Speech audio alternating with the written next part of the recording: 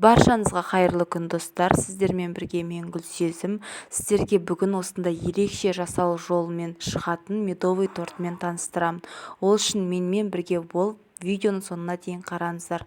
Каналға тіркеліп лайк басуды ұмытпаңыздар. Алдымен құрғақ ыдысымызға жұмыртқамызды жарып, жақсылап шанышқымызбен араластырамыз және қантымызды қосып, барлығын біркелкі көпіргенше араластырып шығамыз және шанышқының орнына венчикпен де араластыруға болады. Осылай етіп барлығын көпіртеміз және үстіне үй температурасында еріп тұрған сары майымызды салып, шанышқының көмегімен барлығын езіп шығамыз. Осылай етіп видеода көрсетілгендей етіп және үстіне сүт құйып, балымызды қосып, барлығын біркелкі араластырамыз. Енді кастрөлде қайнап тұрған судың үстіне қойып, шанышқымызбен үнемі араластырып отырамыз. Асты жабысып қалмау керек. Қатты ысыған кезде саусағымызбен қарап, оның үстіне содымызды қосамыз. Және отымыздан алып, кішкене 1-2 минуттай суытып, үстіне електен өткізілген ұнымызды салып, барлығын біркелкі араластырамыз.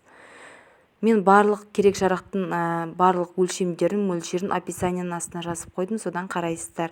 Енді осылай қоюланған, қоймалжың болған кезде оны 1-2 сағатқа, кем дегенде 2 сағатқа тоңазытқышқа салып қоямыз. Содан кейін осылай алып, рулет сияқты етіп бірнеше бөлікке бөліп шығамыз. Енді осылай дайын болып бөлінген бөлшектерімізді илеп, барлығын біркелкі етіп жұқалап илейсіздер.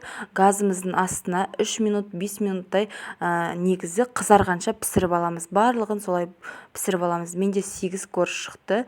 Және ысылай отымыздан түсіріп, қақпақтың көмегімен осылай етіп дөп-дөңгелек етіп бөліп аласыздар. Сонда ол ысылай жақсы бөлінеді.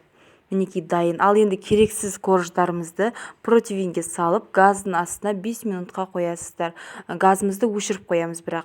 Және сол кезде біздер кремімізді дайындаймыз. Міне салқын кілегейімізді салқын ыдысқа құйып, миксерлейміз және де үстіне вареный сгущенкамызды қосып, барлығын біркелкі миксерлейсіздер. Және кремдеріңіз міндетті түрде салқын болуы керек. Кремдеріңізді 7 минут, 8 минуттай миксерлейсіздер. Негізі кремнің дәл осындай болуы міндетті емес. Медовый тортқа қандай крем болса да үйлеседі.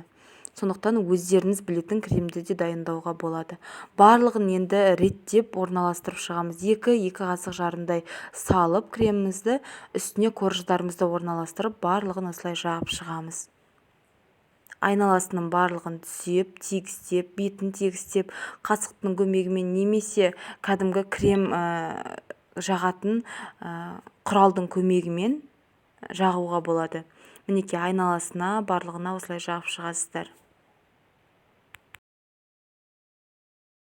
Мінекей біздің тортымыз жиналып дайын болып қалды. Енді жаңағы газдың астындағы керексіз печеньеларымызды үгітіп, барлығын илекке саламыз.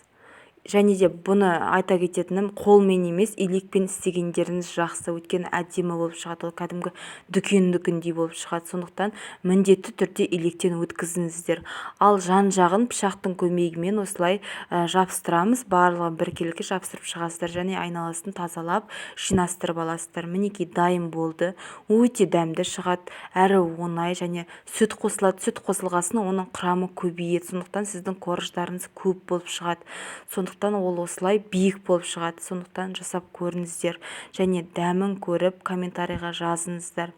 Өте дәмді әрі әдемі болады. Қонақтарыңызға үстелдеріңізге ұялмай қоя алатындай болады. Және каналға тіркеліп лайк басуды ұмытпаңыздар, комментарий жазыңыздар, жасап көріңіздер. Достар, әлі де көптеген рецепттер болады. Каналға тіркелуді ұмытпаңыздар.